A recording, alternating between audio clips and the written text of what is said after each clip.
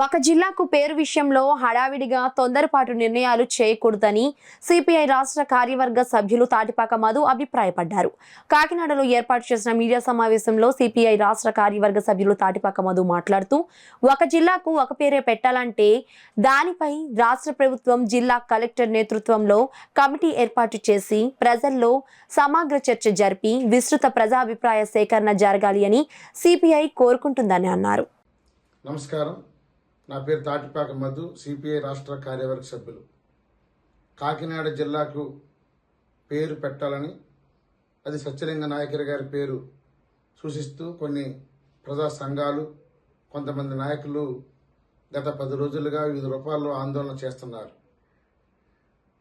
భారత communist party సిపిఐగా మా అభిప్రాయం ఏంటంటే, ప్రధానంగా ఒక జిల్లాకు ఒక పేరు పెట్టాలంటే అది జిల్లా కలెక్టర్ గారు చైర్మన్గా ఒక కమిటీ వేసి ప్రజాప్రతినిధులు చర్చ జరిగి విస్తృత ప్రజాప్రాయ సేకరణ తీసుకుని అప్పుడు మాత్రమే పేరు సూచించాలనేది మా అభిప్రాయం.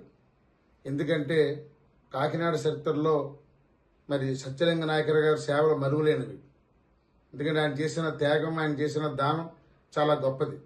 కాబట్టి ఆయనతో పాటుగా మరి పిఠాపురం రాజా గారు కానీ, బొలుసు సామూర్తి గారు కానీ, మద్దూరి అన్నపూర్ణయ్య గారు కానీ, ఇలా దుర్గాబాయి దేశ్ముఖ్ కానీ, అలాగే బ్రహ్మర్షి నాయుడు గారు కానీ, ఇలాగ తలుచుకుంటే మనం సివికే రావు గారు, పిఎస్ శర్మ గారు, ఎందరో మహానుభావులు ఈ కాకినాడ కేంద్రంగా స్వతంత్ర ఉద్యమంలో చేశారు. మద్దూరి అన్నపూర్ణయ్య గారు స్వతంత్రం కోసం చాలా కాలం పాటు జైల్లో ఉన్న గొప్ప వ్యక్తి. అందుకని అనేక మంది గొప్ప వీరులు ఉన్నారు, త్యాగం చేసి ఉన్నవారు. దాంట్లో ఖచ్చితంగా సత్యలింగ నాయకర్ గారు అనేది చాలా గొప్ప వ్యక్తి అనేది మేము సూచిస్తున్నాం.